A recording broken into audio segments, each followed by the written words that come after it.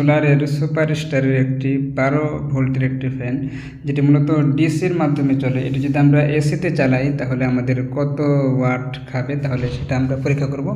এটার জন্য আমি এদিকে সেট করে রেখেছি একটি ক্লাম্প মিটার। এটাতে মূলত এম্পিয়ার দেখাবে, আর তারটা এই যেদিকে আসছে, এদিকে আসার পরে মূলত এই যেদিকে কারেন্ট হয়ে আমাদের, যেহেতু সোলার ফ্যান সরাসরি কারেন্টে চলবে না, তাহলে আমরা এখানে একটা ব্যবহার করেছি অ্যাডাপ্টারের মাধ্যমে যেহেতু চলবে, তাহলে আমি একটু সুইচ দিয়ে দিচ্ছি। সুইচ দেওয়ার পরে এখানে লাইন আসছে। এখানে মূলত এটা একটি ডিজিটাল অ্যাডাপ্টার। এখানে কত ভোল্ট আছে এটা দেখা যায়।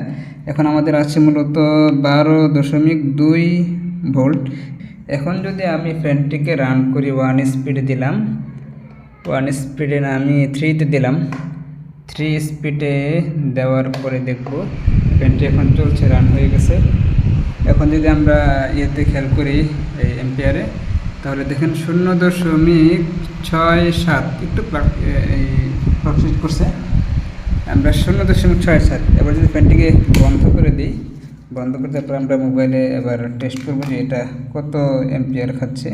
দেখেন এই যে 235 ভোল্ট। আমরা আগে এই ভোল্টটা পরিমাপ করেছিলাম, আমাদের 235 ভোল্ট ছিল। 0.06, তাহলে আমাদের বা 7 দিলেও তাহলে আমাদের ওয়াট আসছে 16.45 ওয়াট, যেটা হলো যে আমরা যে গোল গোল বাতি ব্যবহার করি এনার্জি, ওই সমস্ত বাতি থেকেও আরও অনেক কম। তাহলে আমরা ধরে নিতে পারি যে এই ফ্যানটি আমাদের জন্য সেফ হবে।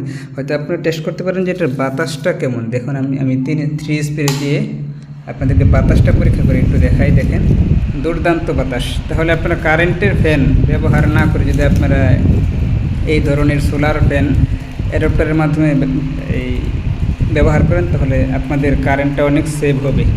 সুতরাং আপনারা নির্দ্বিধায় এই সমস্ত সোলার ফ্যান ব্যবহার করতে পারেন।